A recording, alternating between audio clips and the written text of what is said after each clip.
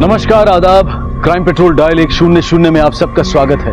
आज भी कई जगहों पर अपनी मर्जी से शादी करना एक बेबुनियाद बात मानी जाती है, लेकिन सच्चाई ये है कि चाहे माँ बाप ना बदलें, लेकिन बच्चे नई राह ले चुके हैं। वो अपने फैसले और अपना भला बुरा खुद देखते हुए जिम्मेदार बनना चाहते हैं, लेकिन जब इसके बावजूद परिवार उन पर अपनी इच्छाएं थोपता है तो विरोध जन्म लेता है, जिसका फायदा अक्सर दूसरे उठाते हैं और विपरीत परिस्थितियों में स्वार्थ भारी पड़ता है। ऐसी कहानी कहता है हमारा आज का ये एपिसोड, जहां एक शादी के प्रस्ताव ने सोनाक्षी और उसके परिवार को तहस नहस कर दिया। नमस्ते काका। नमस्ते काकी। तुझे पता चल गया कि क्या हुआ? तेरा मुंह क्यों उतरा हुआ है? कुछ नहीं आई, बस थोड़ी वीकनेस लग रही है। पढ़ाई के चक्कर में खाना सोना सब बंद कर दिया इसने। अरे भाई ओमकार, एक बात बताओ, अगर डॉक्टर ही बीमार पड़ने लगा तो फिर मरीजों का क्या होगा? काका, डॉक्टर बनने में अभी 1 साल है।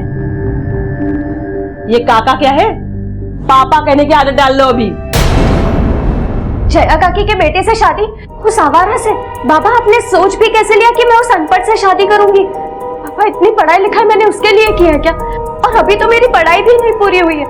पापा, मैं जानती हूँ कि आपका बेटा भी मैं ही हूँ और बेटी भी। सॉरी बाबा, मैं ये शादी नहीं कर सकती।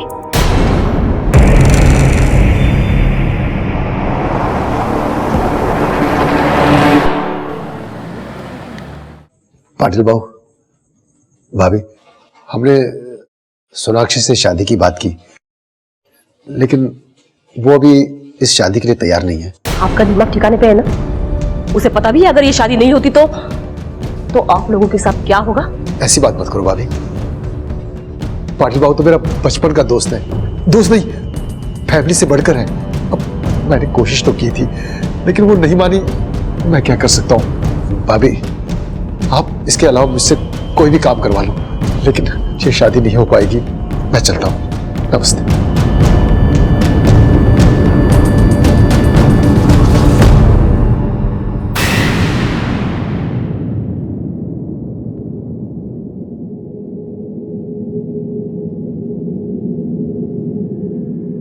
ठीक है। कहाँ जा रहा है? सर, मेरे को बड़े साहब से मिलने का। क्यों मिलना है? बड़े साहब नहीं मिल सकते। सर, मैंने मर्डर देखा है साहब। किसका होता मर्डर? और कहाँ देखा था? वो शमशान में सर, उधर एक लड़की को जला दिया सर। वो शमशान का देखभाल करने वाला नंदू है ना, नंदू, वो नंदू ने उसको जला दिया साहब। हाँ सर, इसने पी रखी है और इसकी बात पर भरोसा कैसे करें? और वैसे भी शमशान तो इन्हीं कामों के लिए बना है। अपन साहब, वो लड़के का घर का परिवार का कोई भी आदमी नहीं था, वो नंदू अकेला था साहब। उसने जला दिया उसको। मादरे, एक बार जाके चेक कर लो क्या बोल रहा है ये।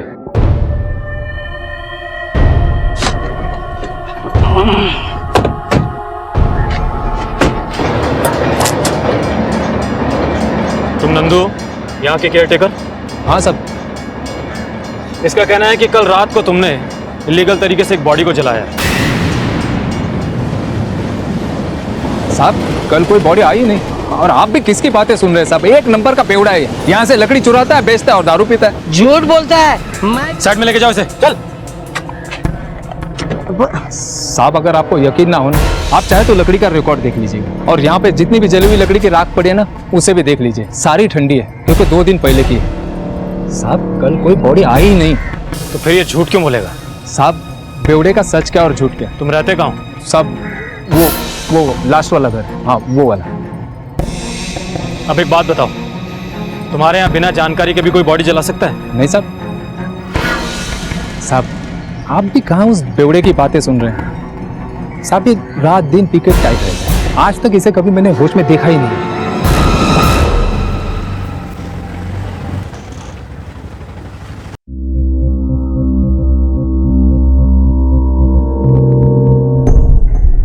साहब, ये मेरी बेटी सोनाक्षी 2 दिन से लापता है साहब। फोन भी नहीं लग रहा है इसको। 2 दिन से लापता है और आप आ जा रहे हो, क्यों?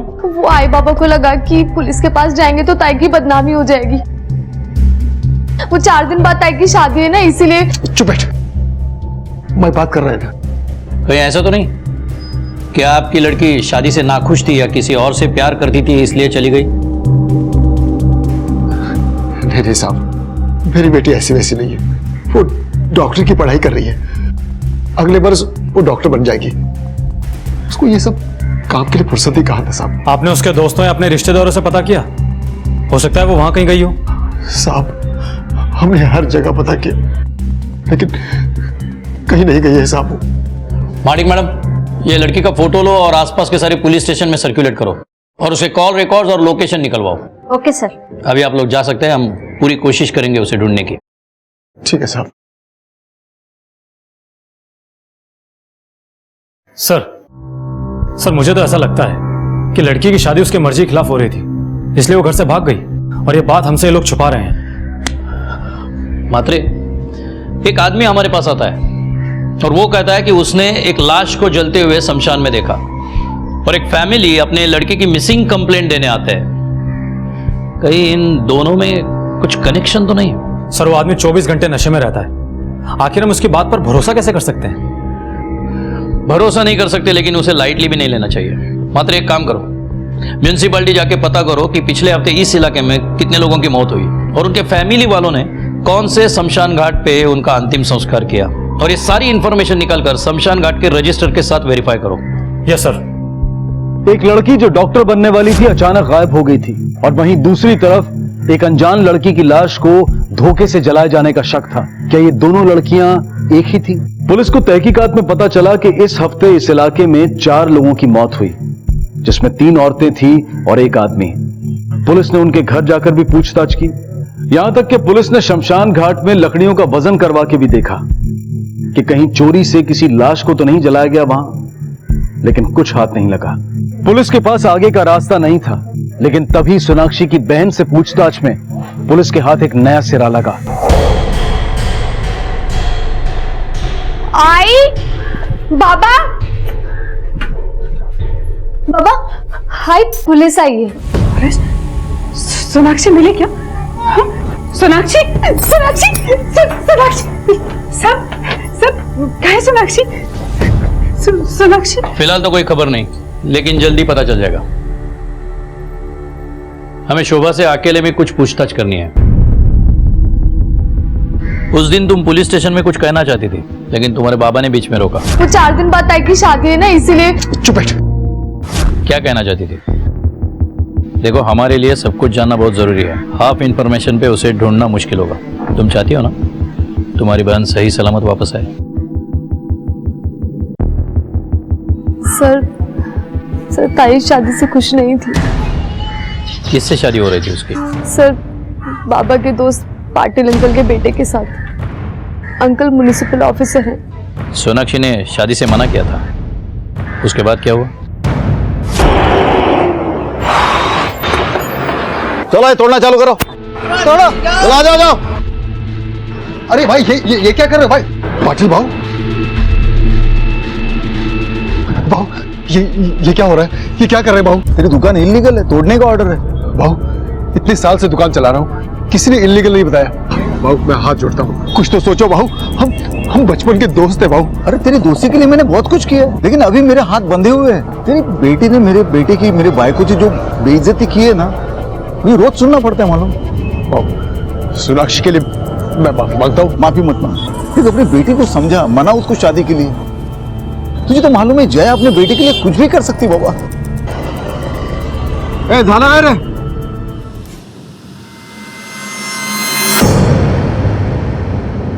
सर शादी की जिद में अंकल ने बाबा से बचपन की दोस्ती 2 मिनट में तोड़ दी थी। सर उसके बाद जया आंटी हमारे घर आई और उन्होंने बहुत झगड़ा किया था। जिस MBBS की अखड़ नहीं है, वो हमारी वजह से बनने वाली है। तू वो पैसे मैंने नहीं, बाबा ने आपसे लिए थे, वो भी ये सोचकर कि अपने बचपन के दोस्त से मदद ले रहे हैं। ऐसा फरामोश, ये अकड़ तब कहा थी जब ये तुम्हारा बाप हमारे सामने भीख मांग रहा था। मेरे बेटे में कमी निकाल रही है तू। कमी है इसलिए निकाल रही हूँ। जैसी हालत आपके बेटे की है ना, वो कंपाउंडर बनने के लायक भी नहीं। इस घर से डोली नहीं उठी तो लाश जरूर उठेगी। उसके बाद? सर फिर अंकल ने बाबा को दिया उधार वापस लेने के चक्कर में पीछे पड़ गए। बाबा पहले से ही बहुत परेशान थे, और उसके बाद ताई अचानक ही घर से गायब हो गई। जिस दिन सोनाक्षी घर से गायब हुई, उस दिन उसके साथ घर में और कौन कौन था? सर सिर्फ आई थी। हाँ सर, मैं थी घर पे। सोनाक्षी मेरे को बोल के गई थी कि वो अपने दोस्त के यहाँ जा रही है। मैं किसके पास गई थी उसका नाम नहीं बताया। अरे उसने नहीं बताया तो तुम तो पूछ सकती थी ना। ऐसी लापरवाह होती है कोई माँ। शांतरा, बताइए प्रकाश पाटिल कहाँ रहता है?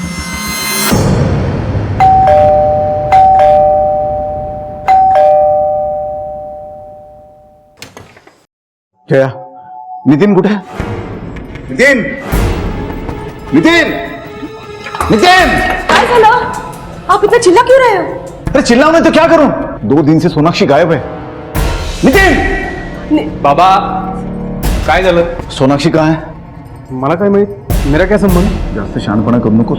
जो कुछ भी है सच सच बताना। कहाँ है वो? कहाँ गायब किया तुमने उसको? ना मैंने कुछ किया है ना मेरे बेटे ने कुछ किया है। हमें तो पता भी नहीं कि वो गायब हुई है। अगर तुम दोनों को भी पता नहीं है तो फिर कहाँ है वो?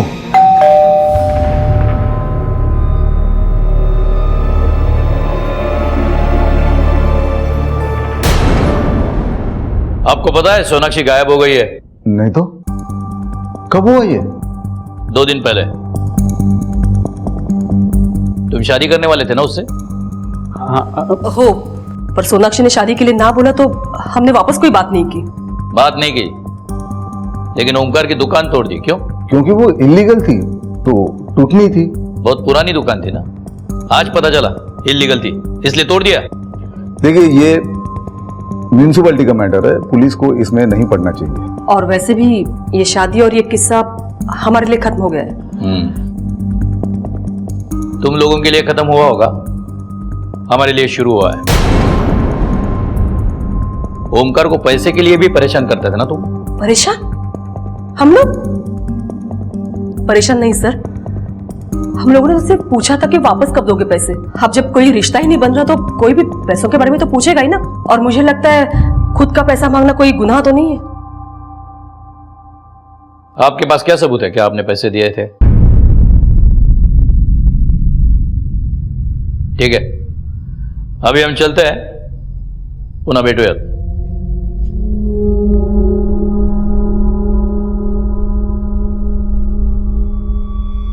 मैं कह रहा हूं अब भी वक्त है, बता दो जो कुछ भी सच है, वरना ही भारी पड़ेगा।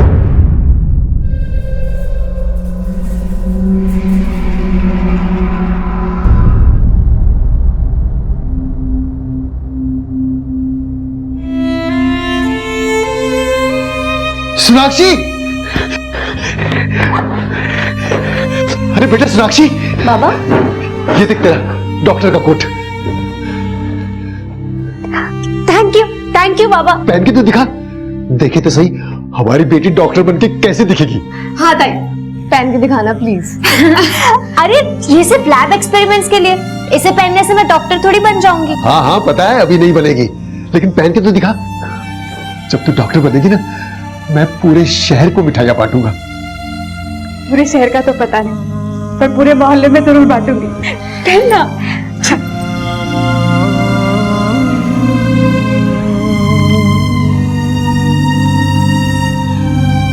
कैसी लग रही हो बाबा?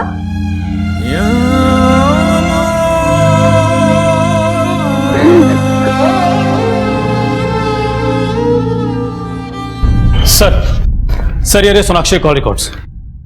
Sir 1 minute. सर जिस दिन सोनाक्षी गायब हुई थी उसने नितिन पाटिल के नंबर पर दोपहर 12:20 पर कॉल किया था और 12:25 पर वो चंडिका मंदिर के लिए निकली। इस दौरान उसने नितिन को कई बार कॉल की और 12:40 पर वो चंडिका मंदिर पहुंच गई थी। घर से 10 मिनट की दूरी के फासले पर ही थी और 12:50 पर वो वहां से निकली। तब 1:05 पर उसके नंबर पर एक कॉल आया था। वो नंबर किसी रवि शिंदे के नाम पर रजिस्टर्ड है। 1:15 बजे वो अपने घर वापस पहुंची और 2:15 बजे वो अपने घर से निकली और 2:25 पर टोल नाका के पास उसका फोन ऑफ हो गया था।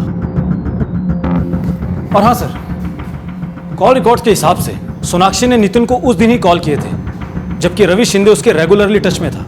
इन कॉल रिकॉर्ड से बहुत सारे सवाल खड़े हो जाते हैं मात्रे। एक तो ये कि अगर सोनाक्षी चंडिका मंदिर से घर वापस आई थी तो उसकी मां ने हमें यह बताया क्यों नहीं? दूसरा सवाल, अगर वो नितिन से शादी करना ही नहीं चाहती थी तो उसे इतने सारे फोन क्यों किए? तीसरा सवाल, वो चंडिका मंदिर किससे मिलने गई थी? और चौथा अहम सवाल, ये रवि शिंदे है कौन? सर हो सकता है वो सोनाक्षी का बॉयफ्रेंड हो, शायद इसलिए वो नितिन से शादी नहीं करना चाहती। सर ये भी तो हो सकता है कि पाटिल फैमिली के प्रेशर में आकर वो शादी के लिए राजी हो गई हो, या फिर अपने फैमिली के प्रेशर में आके। इस सब से बचने के लिए सोनाक्षी को एक ही रास्ता दिखाई दिया होगा कि वो रवि के साथ भाग जाए। तुम्हारी रवि के साथ बात हुई? नहीं सर, मैं उसका फोन ट्राई कर रहा हूं लेकिन उसका फोन अब भी स्विच ऑफ आ रहा है। एक मिनट सर। हेलो, क्या? ठीक है, हम अभी पहुंच रहे हैं।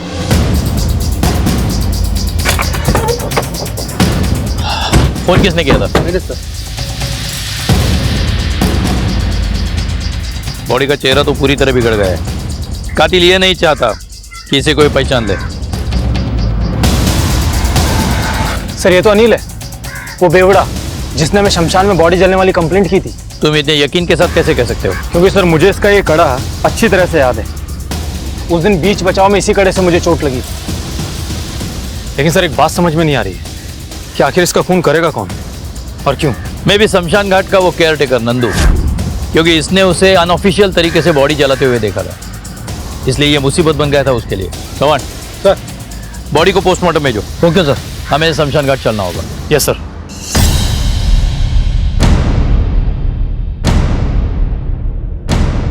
नंदू कहाँ है? सब नंदू तो बिना छुट्टी अप्लाई किए पता नहीं अचानक कहाँ चला गया। अब कोई तो केयर टेकर चाहिए था, इसलिए म्यूनसिपालिटी ने मुझे यहाँ भेज दिया।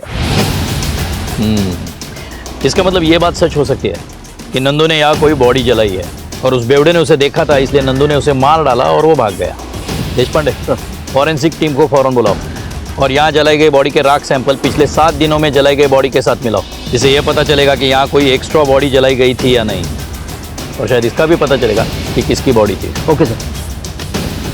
उसे पूछो नंदू कहाँ रहता है। सर मुझे पता है।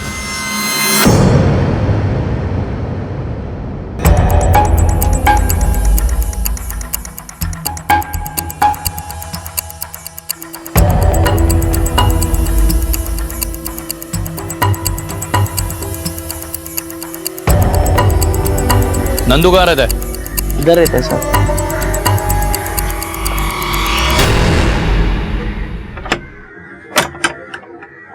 देशपांडे सर। दरवाजा तोड़ दो।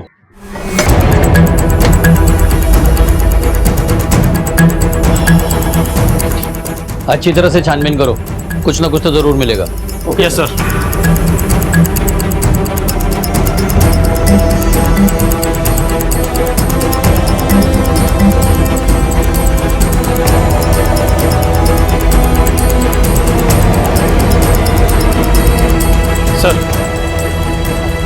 सर ये बैग मिला है और इसमें आईडी कार्ड मिला है। सोनाक्षी ओमकार लाटकर?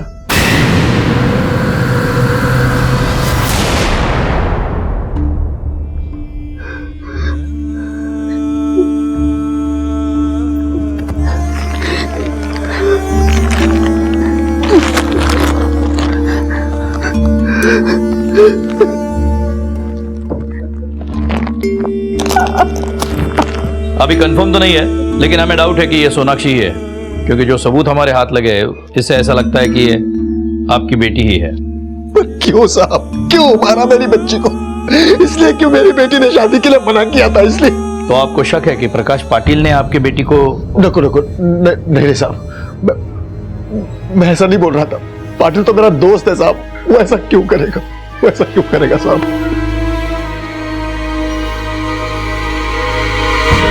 सर। हाँ मात्रे। सर शमशान घाट से जो राख के सैंपल हमने लिए हैं वो लैब में भेज दिए। रिपोर्ट आने में 1 महीना लग जाएगा, क्योंकि 6 लोगों की डेड बॉडी की राख मिक्स हो गई है, इसलिए टाइम लगेगा। मतलब फिलहाल हमें इनकी मदद के बिना ही इंक्वायरी करनी होगी। अच्छा मात्रे, वो नंदू का पता किया क्या? हाँ सर, हमने उसकी फोटो सारे पुलिस थानों में सर्कुलेट कर दी है। सर नंदू का परमानेंट एड्रेस सतारा का है। हमने वहाँ की पुलिस को भी इंक्वायरी करने के लिए कहा है, लेकिन उनका कहना है कि नंदू वहाँ नहीं है। लेकिन हाँ सर, नंदू की माँ वहाँ हॉस्पिटल में एडमिट है और नंदू ने 2 दिन पहले ही अपने पनवेल के अकाउंट से 25,000 रुपये हॉस्पिटल को ट्रांसफर किए। जब हमने उसका अकाउंट चेक किया तो पता चला कि नंदू ने उसी दिन अपने अकाउंट में पैसे जमा किए थे। मतलब नंदू को बॉडी ठिकाने लगाने के लिए किसी ने पैसा दिया है, पर किसने?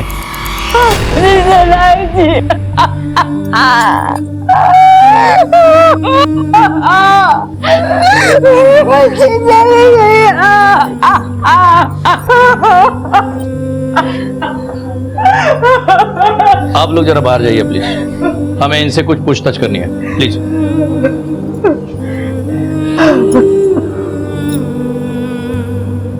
आपने क्यों नहीं बताया कि उस दिन सोनाक्षी 1:15 बजे वापस घर आई थी और 2:15 बजे वो फिर से बाहर जाने के लिए निकली थी?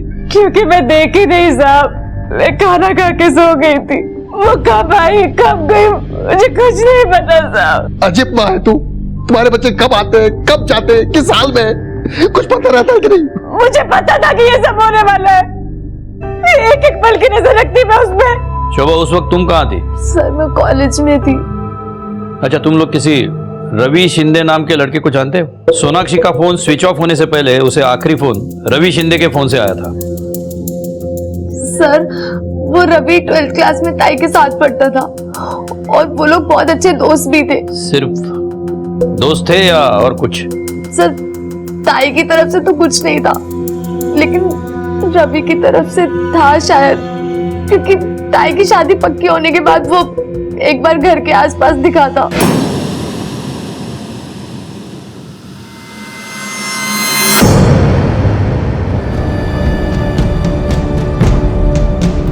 ये क्या बदतमीजी है? क्या बोला था तू? पागल समझती है मेरे को? क्या बोला था तूने मेरे को कि MBBS होने के बाद तू मुझसे शादी के बारे में सोचेगी? होने देना में लगना, शादी नहीं होने दूंगा तेरी मैं। सर उसके बाद भी वो कई बार घर के आसपास नजर आया। एक बात तो क्लियर है, ये जो भी कुछ हो रहा है वो शादी के चक्कर में हो रहा है, लेकिन कौन हो सकता है? मात्र एक काम करो, ये पाटिल फैमिली और रवि शिंदे की हिस्ट्री निकालो और ये लाटकर फैमिली के भी डिटेल्स निकालो। Okay sir. एक बात पूछनी थी आपसे। हाँ, क्या सोनाक्षी के माँ बाप पर भी आपको शक है? शक तो सब पे बनता है। सोनाक्षी का शादी को मना करने की वजह से मोटिव तो सबके पास है, अब पता करना है खून किसने किया है। Yes sir.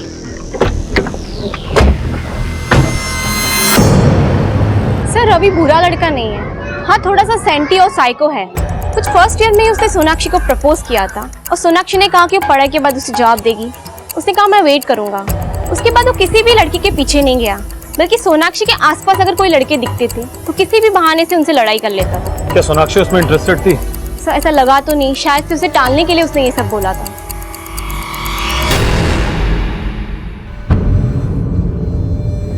I'm sorry ताई, मुझे माफ कर देना। मैंने सोचा भी नहीं था कि जो मैं कर रही हूँ उसका ये रिजल्ट होगा।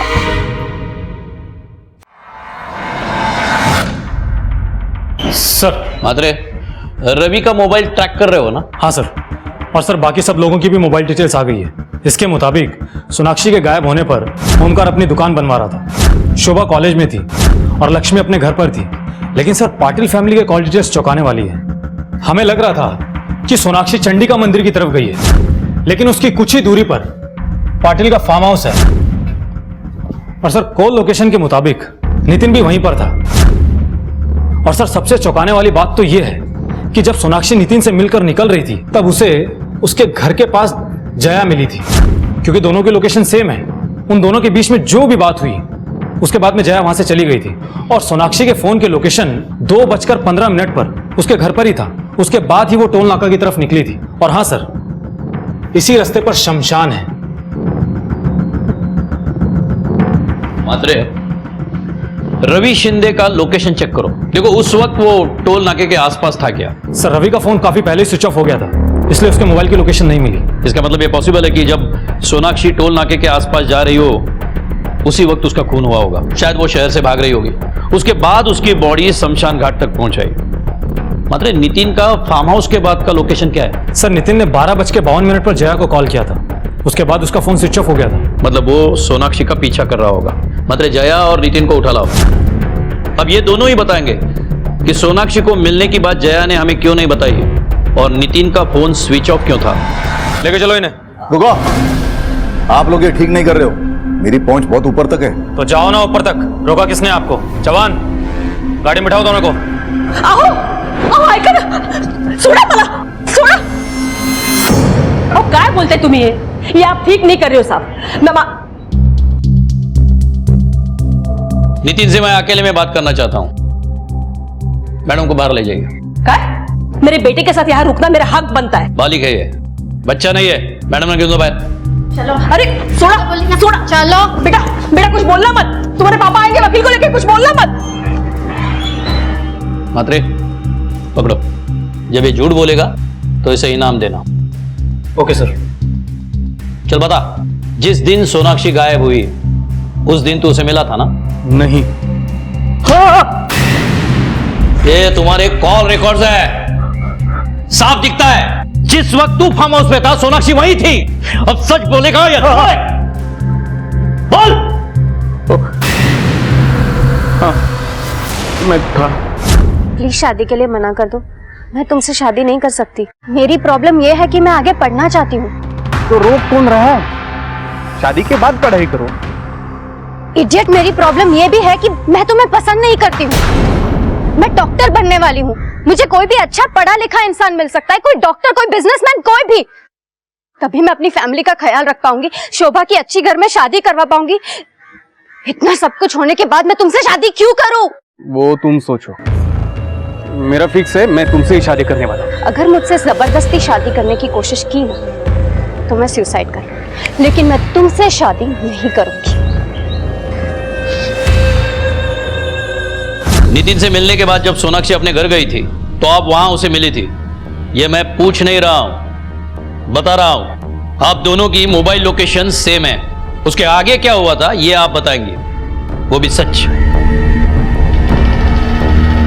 उस लड़की के जाने के बाद नितिन ने मुझे फोन किया था, ये बताने के लिए कि उन दोनों के बीच में क्या बातचीत हुई। इसलिए मैं उस लड़की के घर के पास जाके खड़ी हो गई, उसका इंतजार करते हुए। रुको, समझती क्या तुम अपने आप को? हाँ? तेरी वजह से मेरे बेटे ने खुदकुशी करने की बात की है आज। खुदकुशी की बात मैंने की थी, उसने नहीं। देखो, तुम इस शादी के लिए हाँ बोल दो। कभी नहीं। अगर आप मेरे पैर धोकर पियोगे ना तब भी नहीं। अगर तुम नहीं मानोगी तो क्या क्या कर लोगी? क्या करूंगी? सारी दुनिया को बताऊंगी कि तुम्हारी बहन मेरे बेटे के साथ मुंह काला करके घूम रही है। इतना घटिया कैसे सोच लेती हो? शर्म नहीं आती झूठ बोलते हुए? यकीन नहीं आता तो फार्म हाउस की सीसीटीवी फुटेज देख ले। वो वहां गई थी और ठीक 1 घंटे बाद वहां से निकली। ये सच है या कहानी? आपको यकीन नहीं होता तो आप मेरे फार्म हाउस की सीसीटीवी फुटेज देख लीजिए। और हाँ, अगर आपको शोभा मिले तो उससे पूछना जरूर कि मेरे घर पे आके उसने क्या कहा था। फिलहाल तो मेरे इतने ही समझ में आ रहा है कि इतना ब्लैकमेल करने के बावजूद भी जब आपकी बात सोनाक्षी ने नहीं मानी तो आपने और आपके बेटे ने मिलकर उसे मार डाला। उसके थप्पड़ का बदला भी तो लेना था। देखिए सर, मुझे जो कहना था मैंने कह दिया। अब मेरा वकील आपसे बात करेगा।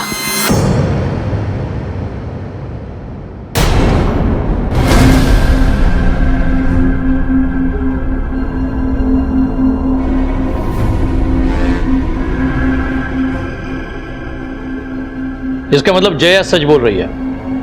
मात्रे, दोनों को जाने दो, लेकिन 24 घंटे नजर रखना उन पे। Yes sir.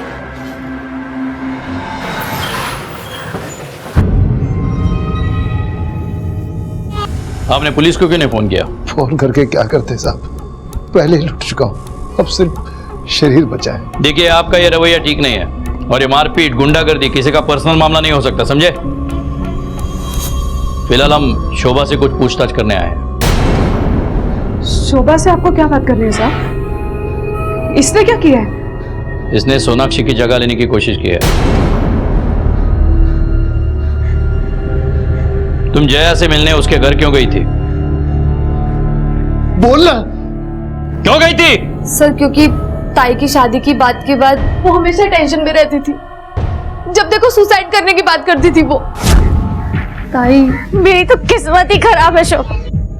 उस गधे से शादी करने से तो अच्छा है कि मैं मर जाऊं। शोभा, मैं पढ़ना चाहती हूँ, डॉक्टर बनना चाहती हूँ। प्लीज मुझे इस सबसे बचा ले, मेरी मदद कर दे। मैं इसके बाद तुझसे कुछ नहीं मांगूंगी।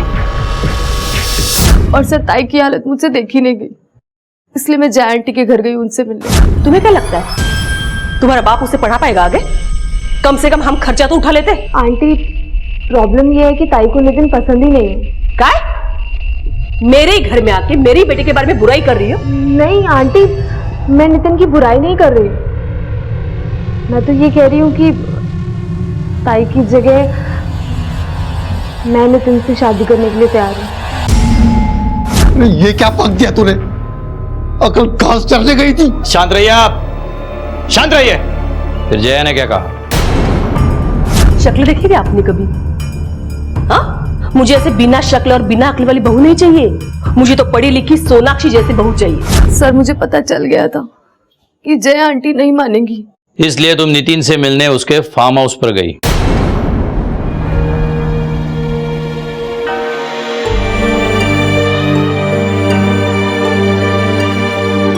हाँ सर, क्योंकि ताई को बचाने का सिर्फ एक ही तरीका बचा था मेरे पास। देखो मैं तुमसे फिर कहता हूं, अगर तुम चाहो तो ये बात अलग से कह सकती हो।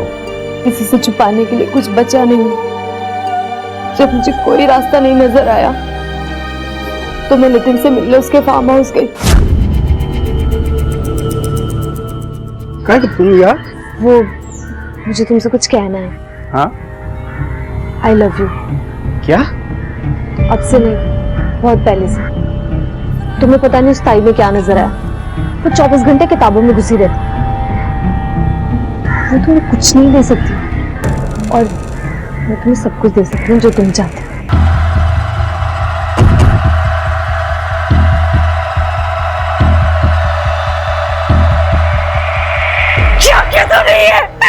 क्या? तुम बात क्यों नहीं कर? तुम बात क्यों नहीं कर?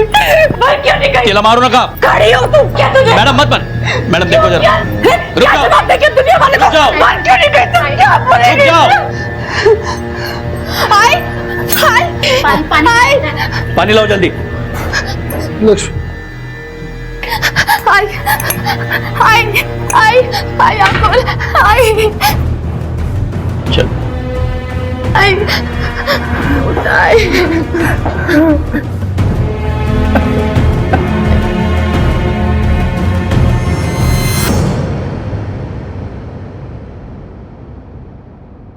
शोभा ने सोनाक्षी को बचाने के लिए अपना सब कुछ लुटा लिया। जिसे हम कत्ल का मोटिव मानते थे, वो एक कोशिश थी अपने बहन को बचाने की। सिर्फ शोभा ही नहीं, पूरी लाटकर फैमिली रास्ते पे आ गई है। मात्रे, हमें इस केस को अलग एंगल से देखना होगा।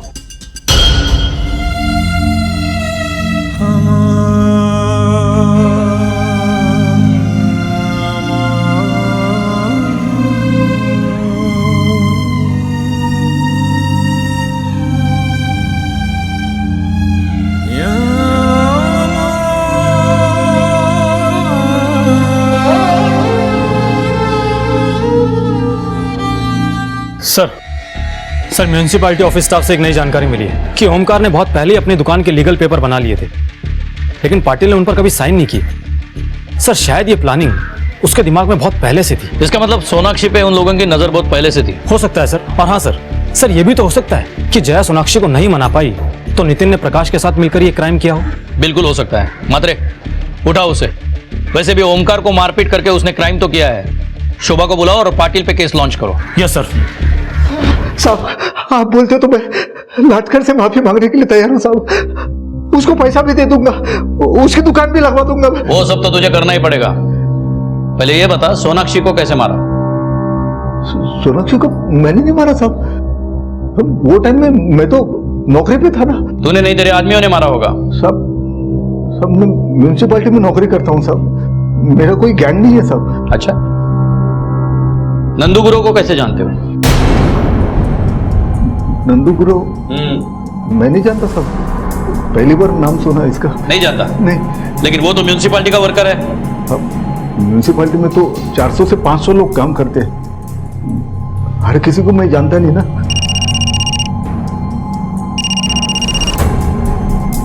हेलो, ठीक है सर। रवि शिंदे पुणे पुलिस के हाथ लगे हैं, वो लोग उसे लेकर आ रहे हैं। जब तक ये नहीं बताता नंदू गुरु को कैसे जानता है, तब तक तबीयत पानी देते रहना उसे। शोभा ने सुसाइड कर लिया। What?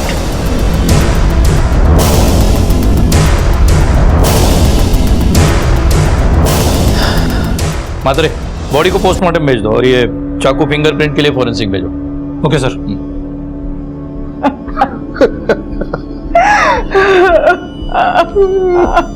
Sir sir Ravi Shinde को पूना पुलिस लेके पहुंच चुकी है। सर मेरा विश्वास कीजिए, मैंने नहीं मारा है सोनाक्षी को। धमकी दी थी ना तूने उसे? जिस दिन सोनाक्षी गायब हुई है लगातार फोन कर रहा था उसे, क्यों?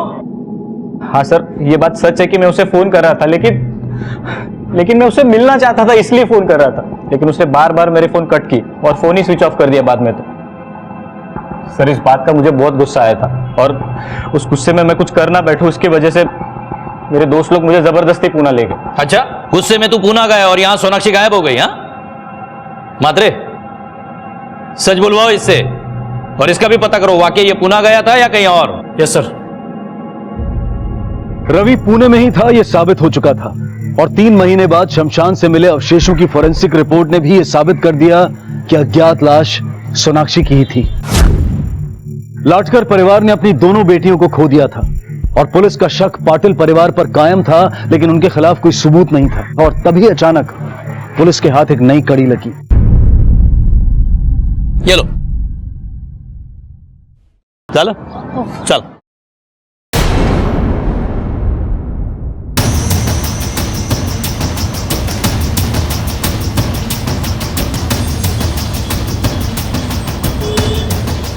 काय झालं? निघूया का? निघूया?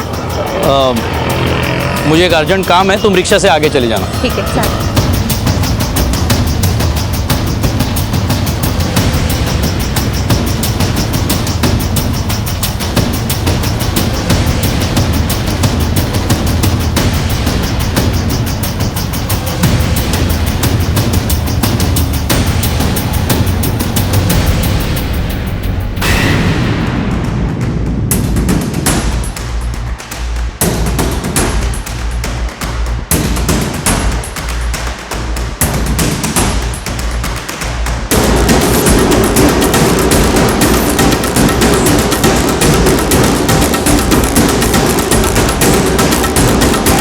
ठहरो। बता दो साहब, बता दो साहब, उस बेवड़े अनिल को मैंने मारा सर। वो बेवड़ा मेरे को बहुत तंग कर रहा था। ए पैसा नहीं देने का क्या? हाँ चल पैसा निकाल। हाँ नहीं तो देख मैं वापस से पुलिस के पास जाएगा। पैसा दे चल। कहाँ से लाऊं इतना पैसा? झाड़ लगा क्या मेरे पास? हर रोज उठ के चला आता है पैसा मांगने। आखिर कब तक दूंगा तुझे पैसा? जब तक मैं जिंदा है ना तेरे को पैसा देना ही पड़ेगा, समझा? जल्दी चल। तू जो कल दिया था ना वो तेरा आखिरी पैसा था, समझ? तेरी तो ये ले पैसा चाहिए, रुक देता हूँ तुझे पैसा। ये ले पैसा। चला बोल, सोनाक्षी को क्यों मारा? बोल।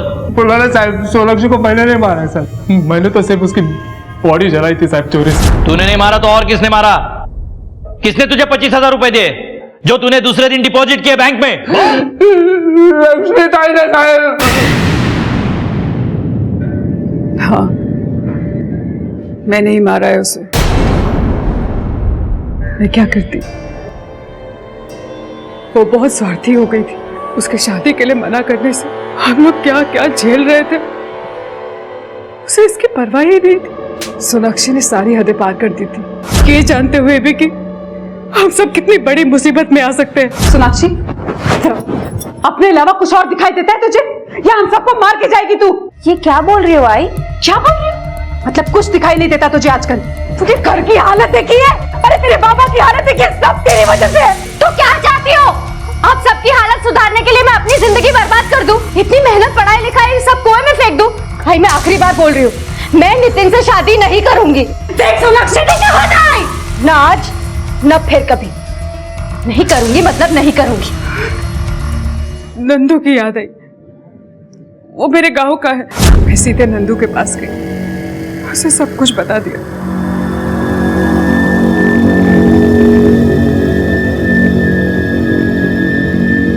अपने दोस्त की एक वैन लेके आया और सोनाक्षी की लाश कूड़े में डाल के ले गया। सोनाक्षी स्वार्थी नहीं थी, उल्टा वो अपना हक चाहती थी। तूने कोई अच्छा काम नहीं किया, बल्कि एक होनहार पढ़ लिख कर कुछ बनने का सपना देखने वाली लड़की को मार डाला है, जो तुम्हारी ही बेटी थी।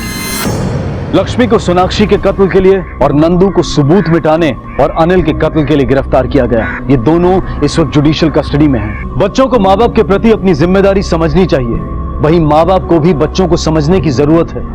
हमें समय समय पर अपने आप को टटोलते रहना होगा कि कहीं हम माता पिता के नाम पर तानाशाह तो नहीं बन रहे, और अगर ऐसा है तो हमें इसे ठीक करना होगा, क्योंकि ये हमारे और हमारे बच्चों के लिए घातक हो सकता है। देखते हैं हमारे आज के एपिसोड की दूसरी कहानी।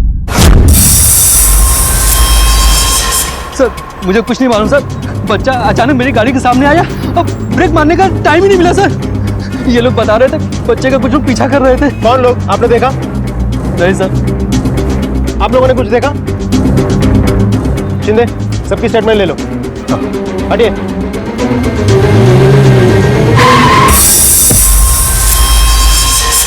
बच्चे की उम्र करीब 9 से 10 साल होगी। हॉस्पिटल ले जाने से पहले उसकी मौत हो चुकी थी। डॉक्टर्स के डिक्लेरेशन के बाद हमने बॉडी को पोस्टमार्टम के लिए भेज दी। कुछ ऐसा मिला जिससे बॉडी की शिनाख्त हो सके? नहीं सर, लेकिन मौके पे मौजूद कुछ लोगों का कहना है कि कुछ गुंडे उसका पीछा कर रहे थे, लेकिन ना ही किसी ने उनकी शक्ल देखी और ना ही किसी ने बच्चे को बचाने की कोशिश की। पिछले 15 दिनों में 9-10 साल के जितने भी बच्चों की मिसिंग कंप्लेंट दर्ज हुई है, सबका पता करो। कब? बच्चे बड़ों की दुनिया के छल कपट और जटिलताओं से अनजान होते हैं। उनका मन ऐसे छल कपट से दूर अपनी मासूम दुनिया में मग्न होता है, लेकिन कभी कभी उनकी यही मासूमियत उन्हें किसी अनदेखी मुसीबत में डाल देती है। ऐसी मुसीबत जिससे वो अनजान होते हैं, और कभी कभी ये मुसीबतें इतना विकराल रूप ले लेती हैं कि उनकी जान पर बनाती है। ऐसा ही कुछ हुआ था इस 10 साल के बच्चे के साथ, और यही बड़े और समझदारी का दावा करने वाले लोग ऐसे मासूम बच्चे को अपनी आंखों के सामने, किसी की भी इंसानियत और संवेदना नहीं जागी उसकी मदद करने के लिए। आखिर कौन था ये बच्चा, और कौन थे वो लोग जिनसे वो अपनी जान बचाकर भाग रहा था लेकिन बचाने में नाकामयाब रहा था? आखिर इस 10 साल के बच्चे ने ऐसा क्या कर दिया था? हाँ, मैं तुझसे बोली ना मैं काम पर हूँ, बच्चे लोगों को लेकर गार्डन पे आई हूँ। नहीं, मुझे पता है तेरे दिमाग में क्या चलता रहता है। नहीं, मैं कहीं नहीं जाने वाली।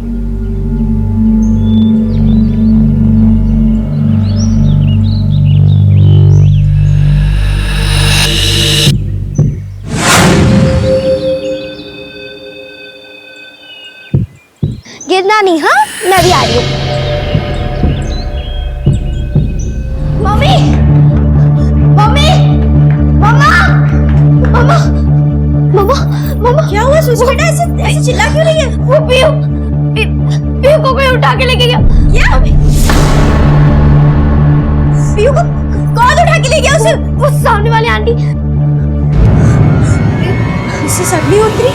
अरे मेरी वाइफ आपके बच्चों को क्यों उठाएगी? बोलने से पहले सोचो तो सही क्या बोल रहे हो। उन्होंने नहीं उठाया है। इन्होंने देखा, इन्होंने देखा, वॉचमैन ने देखा, सबने देखा, सबने। क्षितिज, क्या हुआ? क्षितिज, पीयू कहाँ है? मिसेस अग्नि उतरी, पीयू को लेकर कहीं चली गई है। देखो आपको कुछ गलतफहमी हुई है। रीना ऐसा कर ही नहीं सकती। बहुत तंग कर लिया तुमने। आज तक तुम्हारी उम्र का लिहाज करके मैं चुप था, लेकिन बहुत बर्दाश्त से बाहर चली गई है। अगर तेरी बीवी ने कुछ नहीं किया है तो सारे बिल्डिंग के लोग यहाँ पे, वो कहाँ पे? हाँ देखिए, तमीज से बात कीजिए, वो कहीं काम से गई है। देखिए मिस्टर अग्निहोत्री, बहाने मत बनाइए। अरे आज तो आपने हद कर दी। आप इसे इग्नोर मत कीजिए। अभी के अभी पुलिस कंप्लेंट कीजिए आप। अरे हाँ क्षितिज, हमें अभी के अभी पुलिस स्टेशन चलना चाहिए। चलो। मम्मा, आई एम सॉरी। मैं पीयू के साथ ही थी और आई एम सॉरी। नहीं बेटा नहीं, इसमें तुम्हारी कोई गलती नहीं है। तुम एक काम करो, तुम माला आंटी के साथ घर जाओ। हाँ, मैं और पापा भी थोड़ी देर में आते हैं। हाँ?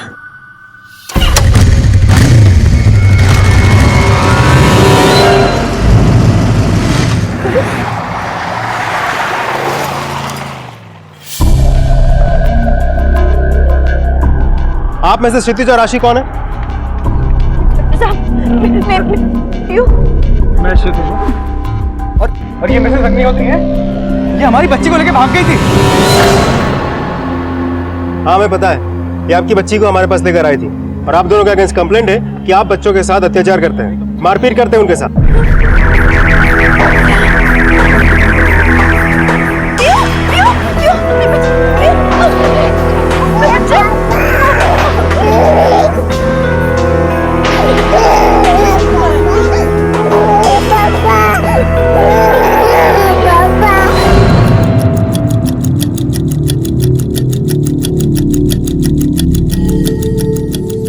हम क्यों मारेंगे अपने बच्चों को? हम बहुत प्यार करते हैं उनसे। और सर, मिसेस अग्निहोत्री को हमसे क्या प्रॉब्लम है हमें नहीं पता, लेकिन वो बिल्डिंग में हर किसी से झगड़ा करती रहती है। आपको यकीन ना हो तो आप बिल्डिंग में जाके किसी को भी पूछ लीजिए।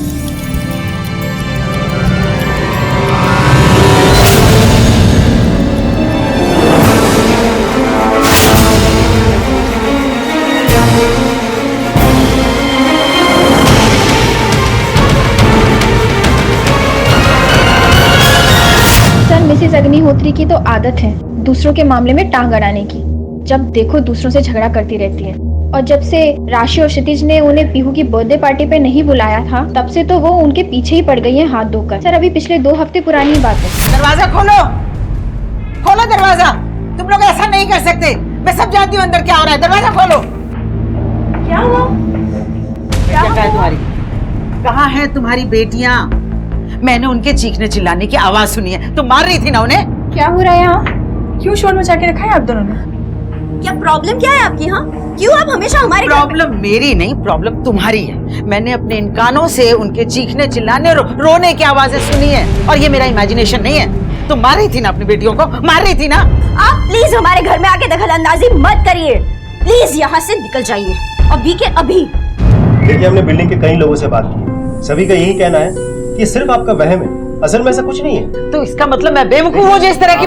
प्लीज शांत हो जाइए, वरना मुझे उन लोगों की बातों पर यकीन करना होगा कि प्रॉब्लम आप में है, उनमें नहीं है। So please please calm down, शांत हो जाओ। आपको क्या लगता है?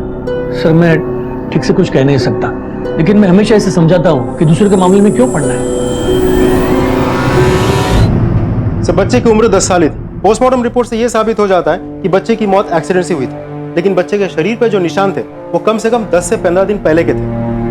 मतलब कोई तो था जो उसे टॉर्चर कर रहा था, और शायद वो उसी से अपनी जान बचाकर भागने की कोशिश कर रहा था। लेकिन प्रॉब्लम यह है कि किसी ने भी उन हमलावरों को गौर से देखा नहीं कि डिस्क्रिप्शन बता सके। अमूल, एक बार फिर से उस एरिया के लोगों से अपने तरीके से पूछताछ करो। कोई तो होगा जिसने उन हमलावरों में से किसी एक का चेहरा देखा होगा। मिसिंग केसेस रिकॉर्ड से कुछ हाथ लगा जिससे बच्चे की शिनाख्त हो सके? नहीं सर, इस बच्चे का चेहरा बुरी तरह से बिगड़ चुका है, इसलिए समय ज्यादा लग रहा है। इस बच्चे की डिस्क्रिप्शन जिससे भी थोड़ा बहुत मैच होता है, हम उन लोगों को डीएनए टेस्ट के लिए भेजा। दृष्टि तावड़े नाम की एक औरत को शिनाख्त के लिए भेजा गया। लेकिन हमें कुछ चीजें मिली हैं। देखिए, ये चीजें हमें लाश के पास से मिली। क्या ये चिराग की? नहीं, ये सामान उसका नहीं, वो जिंदा है। वो मुझे छोड़कर नहीं जा सकता। क्या मैं जा सकती हूँ प्लीज? एक मिनट, उससे पहले आपको डीएनए टेस्ट के लिए जाना होगा ताकि ये कंफर्म हो सके कि ये बॉडी चिराग की नहीं है। मैंने बताया ना कि वो बच्चा मेरा नहीं है, तो फिर ये सब। सॉरी, मैं कोई डीएनए टेस्ट नहीं करवाऊंगी। ठीक है, जाइए।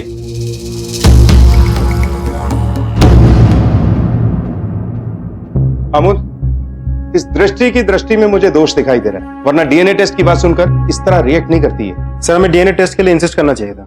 डीएनए टेस्ट के लिए कोर्ट का ऑर्डर चाहिए होता है, उसके लिए अप्लाई कर दो और इस पे नजर रखो। डिटेल्स निकालो इसकी। Yes sir.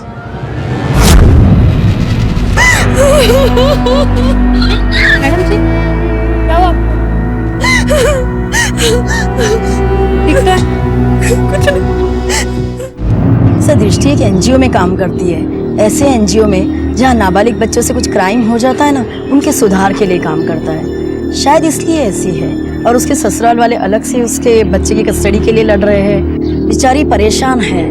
और मुझे तो लगता है सर, पिछले दिनों उसके साथ जो कुछ भी हुआ ना, वो शायद उसके सास ससुर ने कराया होगा। मतलब ऐसा क्या हुआ था उसके साथ?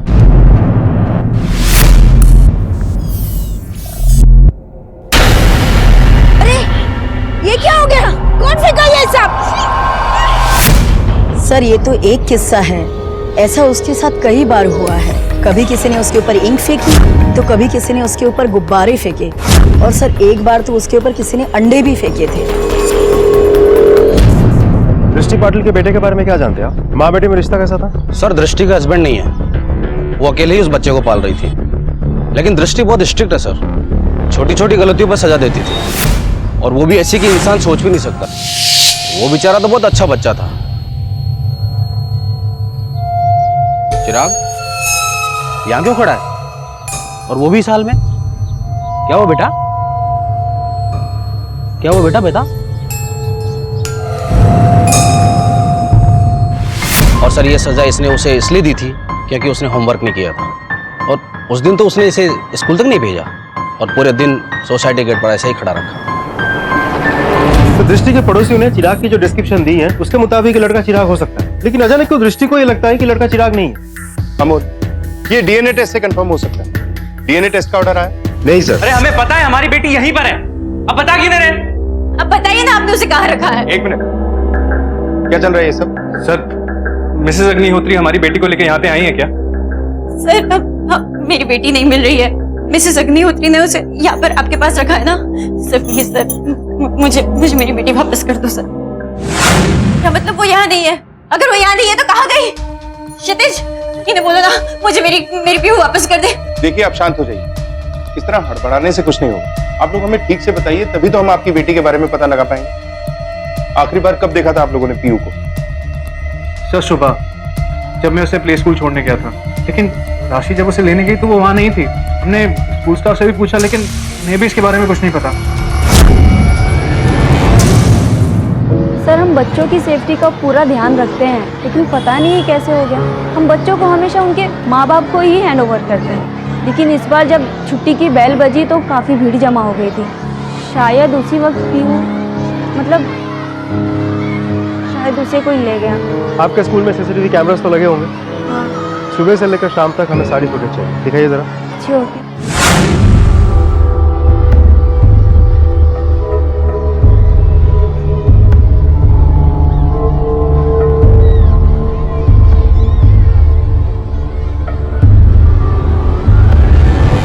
स्कूल के सीसीटीवी में दिख रहा है कि आपकी बेटी किसी की तरफ गई थी, लेकिन भीड़ की वजह से पता नहीं चल पाया कि वो है कौन। सर मैं यकीन के साथ कह सकता हूँ कि वो औरत कोई और नहीं, मिसेस अग्निहोत्री ही है। आपने ऐसा सोचा भी कैसे कि मैं बच्ची को किडनैप करूंगी? ठीक है, पिछली बार मैंने उसे उठा लिया था, लेकिन सीधे आपके पास लेकर आई थी ना। सर हम तो सुबह से दोनों घर से बाहर ही नहीं निकले, क्या तो वॉचमैन से पूछ सकते हैं? मुझे पता है कि उन्होंने ही अपनी बेटी के साथ कुछ गलत किया है। आपने कभी सुची को देखा है? कितना शांत रहती है वो बच्ची, कभी किसी से कोई शिकायत नहीं करती, कोई मस्ती नहीं करती है, और इतनी छोटी बच्ची इतनी समझदार हो सकती है? मैं आपको फिर से बोल रही हूँ कि उन्होंने ही पीहू के साथ कुछ किया है। आप कम से कम सुची को तो बचा लीजिए प्लीज।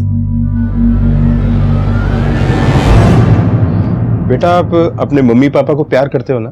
मैं मेरी मम्मी पापा से बहुत प्यार करती हूँ। और आपके मम्मी पापा भी आपसे प्यार करते हैं? वो भी मुझसे बहुत प्यार करते हैं।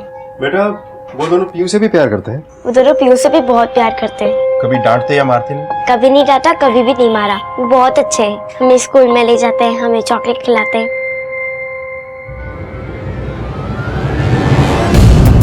सर मिस्टर अग्निहोत्री का कहना है कि वो लोग आज दिन भर घर पे ही थे। अमोल, घर पे होने का मतलब ये नहीं है कि वो लोग ये काम कर नहीं सकते।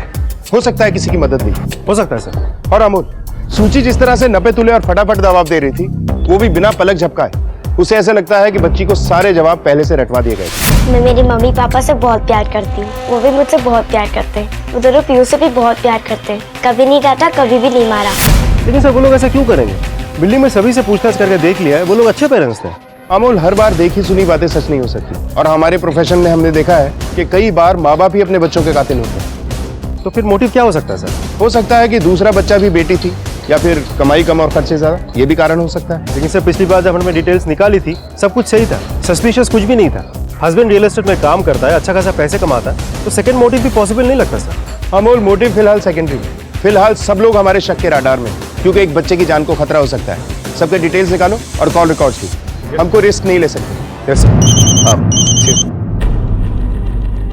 हेलो, हाँ ओके सर, दृष्टि के डीएनए टेस्ट का ऑर्डर आ गया।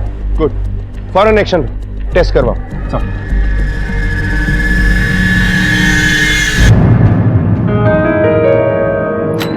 अंदर आ सकता हूँ? जी आइए। Thank you. सब मेरे बेटे के बारे में कुछ पता चला? नहीं, आपके बेटे के बारे में तो कुछ पता नहीं चला, लेकिन हमें आपके डीएनए टेस्ट का ऑर्डर मिल गया। DNA test? वो मेरा बेटा हो ही नहीं सकता, मैंने कहा ना आपसे। देखिए, वही पता करने के लिए हमें ऑर्डर मिला है, और ये भी साबित हो जाएगा आप कितना सच बोल रही है और कितना झूठ। और इन सब के बाद भी अगर आप डीएनए टेस्ट करवाना नहीं चाहती हो तो आई एम सॉरी, हमें आपको अरेस्ट करना पड़ेगा। ठीक है, मैं आ जाऊंगी। सर रुकिए सर, जी बोलिए। सर ये मेरा बेटा आदित्य है, ये आपको कुछ बताना चाहता है। बोलो बेटा, क्या बताना चाहते हो? अंकल चिराग अपनी आई से बहुत गुस्सा था क्योंकि वो उसे हमेशा पनिश करती थी, इसलिए हम दोनों ने मिलकर उनके ऊपर गोबर फेंका था।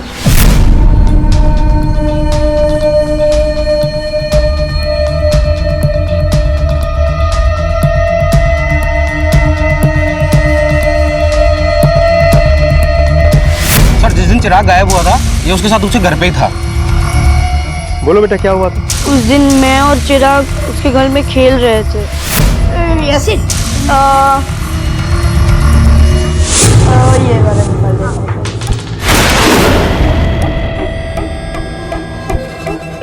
मम्मी आप इतने जल्दी आ गए? हाँ, यही देखने के लिए कि तुम पढ़ाई कर रहे हो नहीं। तुम घर जाओ। सॉरी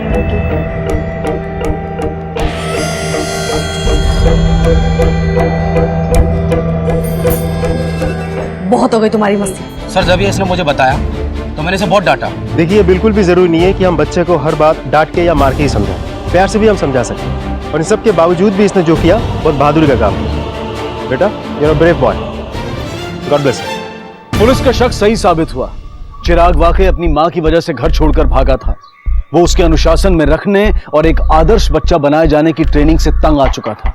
अक्सर माता पिता के मन में ये अजीब धारणा घर कर जाती है कि बच्चों को सिर्फ डांट डपट कर और मार पीट कर ही अनुशासन सिखाया जा सकता है, पर वो ये भूल जाते हैं कि इस तरीके से बच्चे या तो डरते हैं या फिर नफरत करने लगते हैं।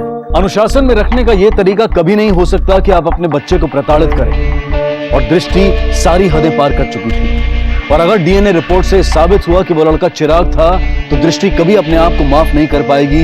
देखिए, डीएनए रिपोर्ट से ये साबित हो चुका है कि वो बच्चा चिराग ही था जिसकी एक्सीडेंट में मौत हुई।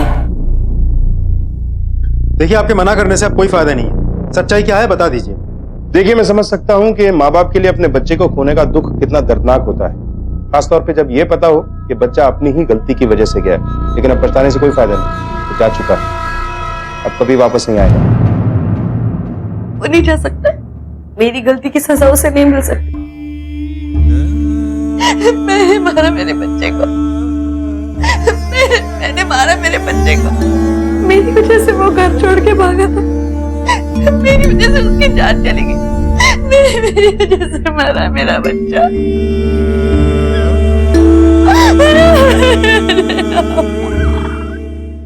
सर, क्या दृष्टिकोण को वाकई नहीं पता था कि वो लोग कौन थे जो चिराग के पीछा कर रहे थे, जिसके चक्कर में चिराग की जान चली गई?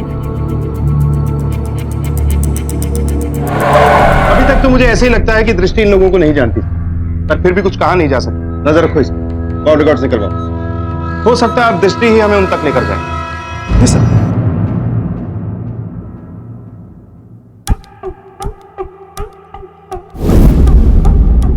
शाबाश, वेरी गुड। ऐसे ऐसे ऐसे कंघी चलाते हैं, समझ में आया? कितनी बार सिखाया है ना, खून से खाना खाने का। खून लो और अब मिक्स करो। ऐसे खाना खाते हैं। और ये क्या, पूरे मुंह में खाना लगा लिया, पूरे हाथ में फैला लिया। आपको बताया है ना कि डिसिप्लिन में कैसे खाना खाते हैं, है ना? क्यों, कैसे और किसने ये जुर्म किए थे, पुलिस को उस तक पहुंचना था, लेकिन उन्हें इस बात का बिल्कुल अंदाजा नहीं था कि ये दोनों केसेस एक दूसरे से जुड़े हुए थे। तो पोस्टमार्टम रिपोर्ट के मुताबिक पीयू की मौत 12 से 1 बजे के बीच हुई है। मतलब 12 बजे जब वो अनजान इंसान पीयू को ले गया था, जिसकी तरफ पीयू खुद गई थी। पीयू के शरीर के घाव देखकर ऐसा लगता है कि जिसने भी ये किया है वो पीयू से बेहद नफरत करता था। जब तक फॉरेंसिक रिपोर्ट नहीं आ जाती तब तक ये पता लगाना मुश्किल है कि ये घाव कितने पुराने हैं। सर, पीयू के नाखून से मिले स्किन की फॉरेंसिक रिपोर्ट आने तक हमें वेट करना पड़ेगा। मुझे पता है कि उन्होंने ही अपनी बेटी के साथ कुछ गलत किया है। अमोल, मिसेस अग्निहोत्री के अलावा अब तक हमारे पास कोई सस्पेक्ट नहीं, और मिसेस अग्निहोत्री के खिलाफ भी कोई सबूत नहीं है हमारे पास। कोई तो ऐसी कड़ी है जो अब तक हम जोड़ नहीं पाए, मगर वो कौन सी कड़ी? यूजुअली ऐसे केसेस में माँ बाप भी इन्वॉल्व होते हैं, कहीं इस केस में भी ऐसा ही कुछ तो नहीं? सर, मुझे समझ में नहीं आ रहा आप कहना क्या चाहते हैं। क्या किसी से दोस्ती करना क्राइम है? अगर अपने दोस्त के साथ मिलकर अपने बच्चे को रास्ते से हटा दिया जाए क्योंकि वो बच्चा आपके रास्ते का रोड़ा बन चुका था, तो ये डेफिनेटली एक क्राइम है। और इस केस में सिर्फ आप ही नहीं, आपकी बिल्डिंग में रहने वाली मधु भी सस्पेक्ट है। आप यकीन से कह सकते हैं कि वो सिर्फ आपकी एक दोस्त है। कम से कम मेरी तरफ से एक दोस्ती का रिश्ता था। सिर्फ आपकी तरफ से? और उसकी तरफ से? थैंक गॉड लाइट आ गई। क्षितिज, अगर आप नहीं होते ना आज तो मुझे पूरी रात अंधेरे में रहना पड़ता। It's okay. चलो मधु, मैं चलता हूँ। ओके? क्षितिज, वेट।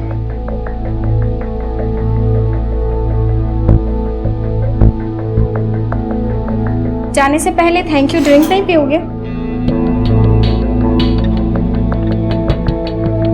मैं वैसे भी अपना अकेलापन दूर करना चाहती हूँ। बहुत अकेला फील करती हूँ। मधु प्लीज, मुझे लगता है मुझे चलना चाहिए। सर, उसने मुझे दूर कर दिया था। उसने तुम्हें दूर कर दिया था? कहीं इसीलिए ही तो नहीं तुमने उसे उसकी बेटी से दूर कर दिया? सर, ये आप क्या कह रहे हैं? मैंने ये जानबूझकर नहीं किया था, बस हो गया था। और सर, उसके लिए बाद में मुझे रियलाइज भी हुआ, इसलिए मैंने नेक्स्ट डे जाकर क्षितिज से माफी भी मांगी।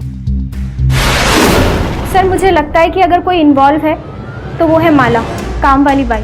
क्योंकि सर, जिस दिन मिसेस अग्निहोत्री ने पीहू को उठाया था उसी दिन राशि और क्षितिज ने माला को काम से निकाल दिया था। और हाँ सर, आज जब सब ने माला को काम से निकाल दिया तो सिर्फ मिसेस अग्निहोत्री ने ही उसे काम पे रखा हुआ है। साहब, मैं उस दिन मदद की थी मधु मैडम की पीयू को उठाने में।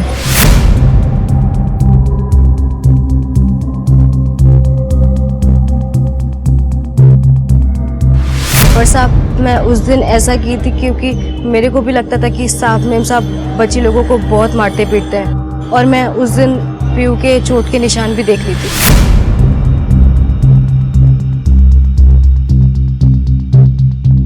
स्पोर्ट्स ये निशान तो सबको होते हैं। पर मैं उधर बोलने वाली कौन होती थी साहब, इसीलिए फिर मैं अग्निहोत्री मैडम के पास गई और उनको जाके सब बताया। उनको तो पहले से ही शक था कि वो लोग बच्ची लोगों को बहुत मारते पीटते हैं। मैं अग्निहोत्री मैडम को बोली थी साहब कि उनको जो करना है करे, पर जब तक वो पीयू को आपके पास लाती तब तक सारे निशान चले गए थे। इसीलिए मैं और भी डर गई थी साहब कि अगर किसी को मालूम पड़ा कि मैं भी इन सब में हूँ तो मैं तो गई। चल जा। हाँ बोल। टाइम आ गया कि क्षितिज और राशि से दोबारा से बात की जाए। चलो। Excuse me sir. हेलो, ठीक है सर। चिराग के केस में एक इंपॉर्टेंट लीड हाथ लगी। ठीक है, तुम वहां जाओ, मैं यहाँ देखता हूँ। सर चलो। आप ऐसे कैसे कह सकते हैं? मैं अपनी पीयू के साथ ऐसा क्यों करूंगी? देखिए सर, आप मेरी बच्ची के कातिलों को ढूंढने के बजाय मुझे पर शक कर रहे हैं। सर, राशि ठीक कह रही है। आप हम पे शक करने के बजाय प्लीज अपनी इन्वेस्टिगेशन सही डायरेक्शन में ले जाइए ताकि आप कातिल को जल्दी पकड़ सकें। ठीक है, अगर आप लोग इतना जोर दे के बोल रहे हैं तो हम एक बार को मान लेते हैं कि आप लोग अपनी बच्चियों के साथ मारपीट नहीं किया करते थे। लेकिन अगर आप लोगों की मौजूदगी में हमारी कांस्टेबल पाटिल सूची को चेक करे कि कहीं कोई चोट के निशान तो नहीं, तो आप लोगों को कोई एतराज तो नहीं होगा? पाटिल,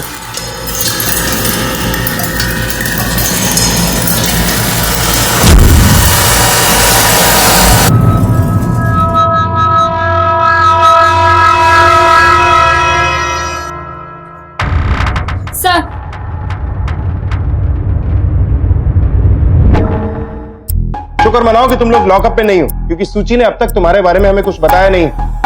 और पीयू की बॉडी पे जो निशान मिले हैं उनके बारे में हमें कुछ पता नहीं लगा है। और उसके नाखूनों में जो स्किन मिली है अभी तक उसकी फॉरेंसिक रिपोर्ट नहीं आई। लकी हो तुम लोग, लेकिन ज्यादा देर के लिए नहीं रहोगे। इसलिए झगड़ा करने से अच्छा है कि ये बताओ कि अपनी बच्चियों को क्यों मारा पीटा करते थे। शायद तुम लोगों की सजा कुछ कम हो जाए। लेकिन सर, आप ही सोचिए, मैं अपनी बच्चियों को क्यों मारूंगी? वो इसलिए कि इन बच्चियों के चक्कर में काम छोड़ के तुम्हें घर पे बैठना पड़ा था, और इसी फ्रस्ट्रेशन में तुम मारा करती थी अपनी बच्चियों को। सर, आप ऐसा कैसे बोल सकते हैं? मेरी बेटियां मेरे लिए सब कुछ है। मैं मजबूरी में नहीं, खुशी से उनका ध्यान रखती थी। मैं उनसे बहुत प्यार करती हूँ। इसीलिए एक 7 साल की बच्ची को एक 3 साल की बच्ची का ध्यान रखने के लिए लगाया हुआ था तुमने। और जब सूची पीयू का ठीक से ध्यान नहीं रख पाती होगी तो पनिशमेंट के तौर पे तुम उसे मारती होगी। पीयू की मौत के तुम प्राइम सस्पेक्ट हो। जैसे ही तुम्हारे खिलाफ सबूत मिल जाएगा तुम सलाखों के पीछे होगे। भी आजाद हो तुम लोग। लेकिन बहुत जल्द मुलाकात होगी।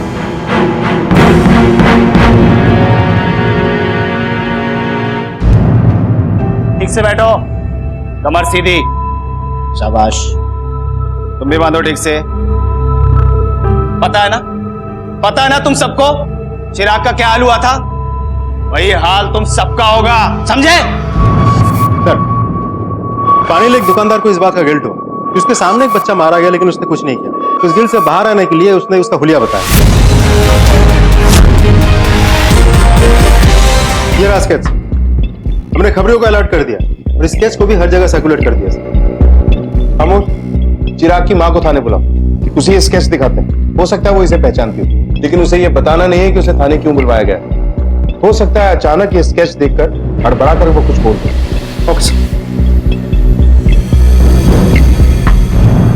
देखिए, हमारे पास उस आदमी का स्केच आया है जो उस दिन चिराग का पीछा कर रहा था। आप उसे देख के बताइए कि क्या आप इस आदमी को जानते हैं? मैं उसे कैसे पहचानूंगी? देखिए, हम आप पे कोई इल्जाम नहीं लगा रहे। हम बस इतना चाहते हैं कि आप इसे ध्यान से देखिए।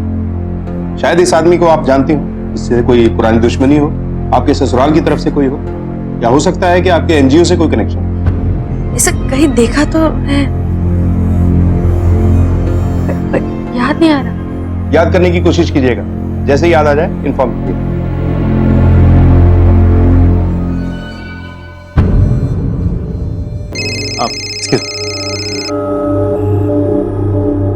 हेलो।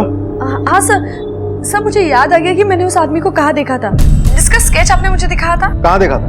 सर, मैंने उसे पहले ना हमारी बिल्डिंग में देखा था।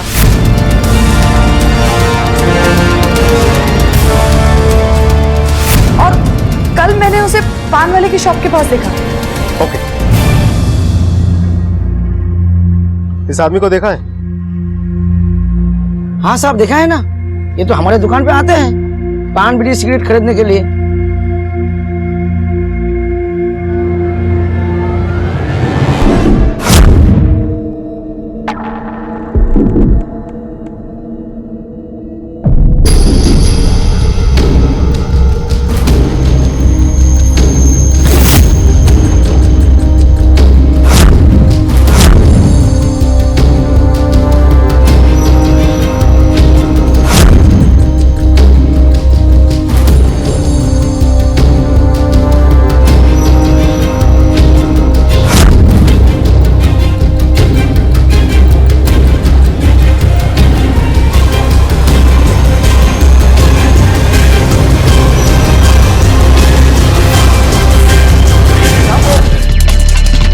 बच्चे को देखो।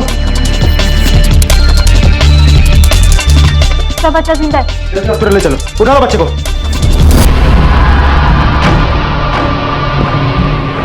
चिराग का केस लगभग सुलझ चुका था, लेकिन अब तक ये नहीं पता चल पाया था कि चिराग परम तक कैसे पहुंचा था और परम बच्चों को ऐसी ट्रेनिंग क्यों दे रहा था। जी बताइए, क्या बात? सर, राशि को अचानक से कुछ बात याद आई। हम शायद जानते हैं कि कौन है जिसने हमारी पीयू के साथ ऐसा किया हो। जी बताइए, कौन हो सकता है? सूची ऐसा कर सकती है। क्या आपने कहा था कि सूची पीयू का बहुत ध्यान रखती है? वो सब तो है सर, लेकिन मुझे याद आया कि जिस दिन पीयू गायब हुई उस दिन सूची स्कूल नहीं गई थी। तो आपके कहने का मतलब ये है कि सूची अपनी बहन से इतनी नफरत करती थी कि उसने पीयू की जान ली। सर, सूची को 3 साल पहले हमने अडॉप्ट किया था। 3 साल पहले भी वो इतनी ही परफेक्ट थी, ना कोई जिद, ना कोई बदतमीजी, बच्चों वाली कोई बात ही नहीं थी सर। हमें भी ये थोड़ा अजीब सा लगा, लेकिन फिर मैं प्रेग्नेंट हो गई और हम इतने खुश थे कि इस बात को हमने ध्यान ही नहीं दिया। हमें एक बार लगा भी कि दूसरा बच्चा आने पे शायद सूची थोड़ा जेलस, लेकिन ऐसा कुछ नहीं हुआ सर। बल्कि वो तो पीयू का बहुत ज्यादा ध्यान रखती थी, लेकिन अब लगता है पीयू के केस में तमाम तरह के उतार चढ़ाव देखने को मिले, लेकिन अब जो परत खुली थी उस पर विश्वास करना मुश्किल लग रहा था। क्या एक 7 साल की बच्ची अपनी बहन से इस कदर नफरत कर सकती है कि उसे छुपकर प्रताड़ित करे? या उसकी जान तक ले ले। लेकिन चोट के निशान तो सूची के बॉडी पर भी मिले हैं। अगर पीयू को उसने चोट पहुंचाई तो सूची को किसने मारा? अमोल, जहां से सूची को गोद लिया गया था उस अनाथ आश्रम से पता करो कि सूची किस तरह की लड़की है। Yes sir.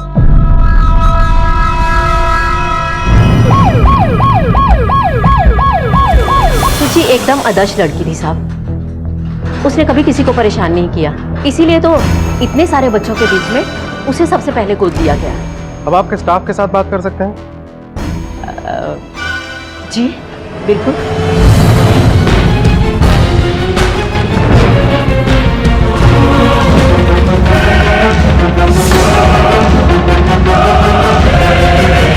सच्ची तो बहुत अच्छी बच्ची थी, उसने कभी किसी से झगड़ा तक नहीं किया। मारपीट तो दूर की बात है, वो 4 साल तक हमारे पास थी पर कभी उसकी कोई कंप्लेन तक नहीं है।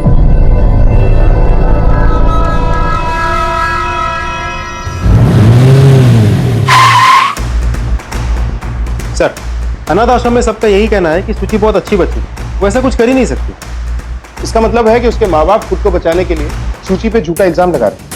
हो सकता है सर। अनाथ आश्रम में मैं एक टीचर से मिला, शशि महाजन, तो मुझे कुछ सही नहीं लगी।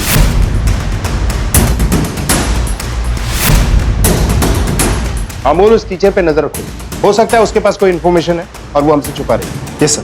पुलिस पीयू के केस को भी हल करने की उम्मीद में थी और वो अपनी मंजिल के काफी नजदीक भी थी। और जब पीयू के नाखूनों में मिले मांस की फोरेंसिक रिपोर्ट आई तो उन्हें उनकी मंजिल मिल गई थी। लेकिन जो सच सामने आए वो कल्पना से भी परे थे और पुलिस को जिस बात का डर था वो सच साबित हुआ। सर, परम के साथ वालों ने मुंह खोला, कुछ बताया? अभी तक तो नहीं सर, लेकिन कोशिश जारी है। वैसे पीयू के नाखून से मिले स्किन की फॉरेंसिक रिपोर्ट आ चुकी है सर।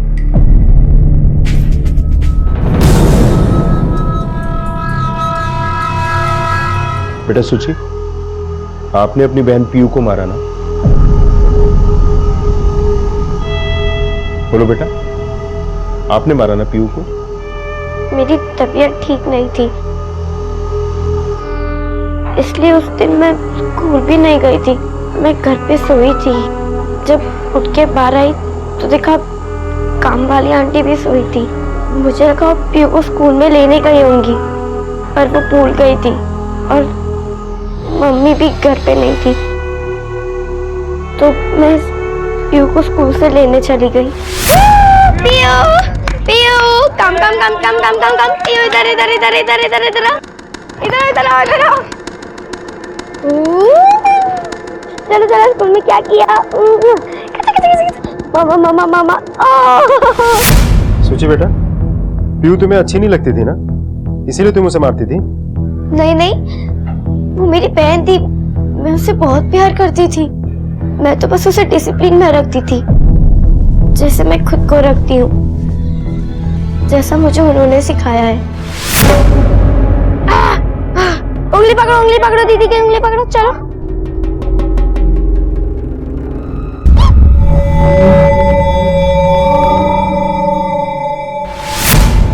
मैं तो उसे अच्छा बच्चा बनना सिखा रही थी, क्योंकि मम्मी पापा को तो अच्छे बच्चे चाहिए ना, जो डिसिप्लिन में रहे।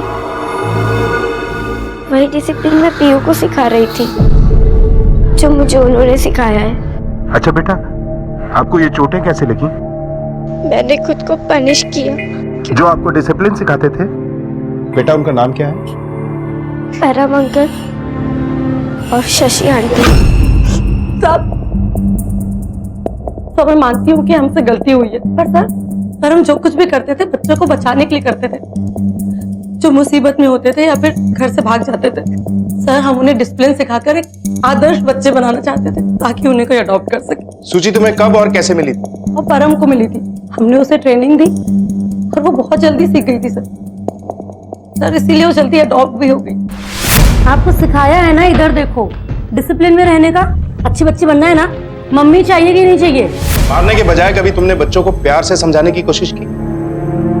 मतलब लड़कियों के लिए नोचना और पिंच करना पनिशमेंट था और लड़कों के लिए बेल्ट से मारना। पाटिल मैडम, जरा इन्हें बताओ कि मार का दर्द होता क्या है। चिराग तुम्हें कहां मिला था? जहां पर चिराग का घर था वहां परम आया जाया करता था सर।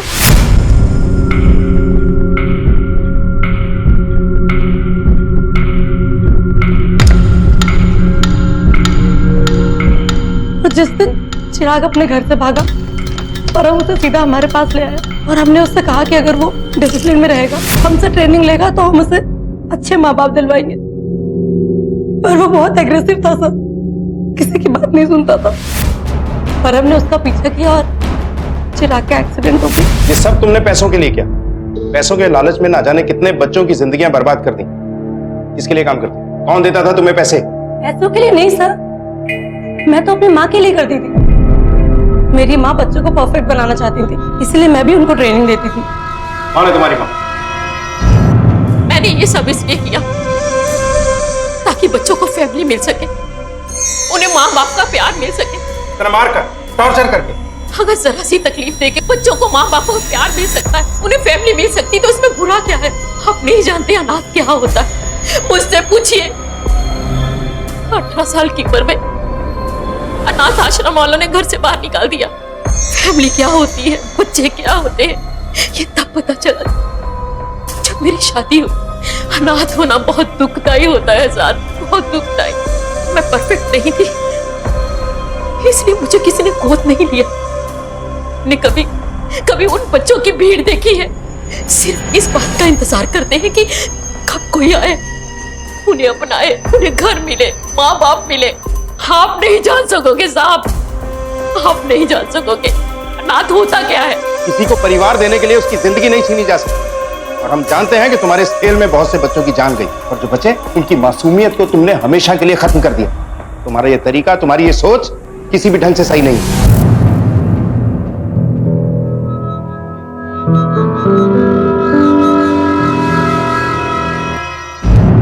वृंदा के जुर्म की किसी भी हाल में पैरवी नहीं की जा सकती। आदर्श होना आखिर है क्या? जब हम परफेक्ट होने आदर्श इंसान की बात करते हैं तो दरअसल हम अपनी सोच किसी पर थोप रहे होते हैं। एक बीमार दिमाग ने उन्हें आदर्श बनाने की जिद में उनकी मासूमियत को कुचल दिया, जो खुद इस नकारे जाने की शिकार थी। दृष्टि भी इसी कड़ी का हिस्सा थी, जो अपने बेटे को खो बैठी उसे एक आदर्श बच्चा बनाने की जिद में। वृंदा महाजन, शशि महाजन और परम को आईपीसी की अलग अलग धाराओं के तहत गिरफ्तार किया गया, और सुचि चूंकि नाबालिग थी, छोटी बच्ची थी, इसलिए उसे बाल सुधार गृह में भेज दिया गया। अब मैं अनूप सोनी आपसे विदा लेता हूं, फिर मुलाकात होगी अगले एपिसोड में एक और चौंका देने वाले केस के साथ। तब तक अपना और अपने परिवार का ख्याल रखें और देखते रहें क्राइम पेट्रोल डायल 100। सबक एक को, सीख हम सबको। जय। इस तरह के और भी एपिसोड देखने के लिए हमारे चैनल को सब्सक्राइब करें और बेल आइकन दबाना ना भूलें।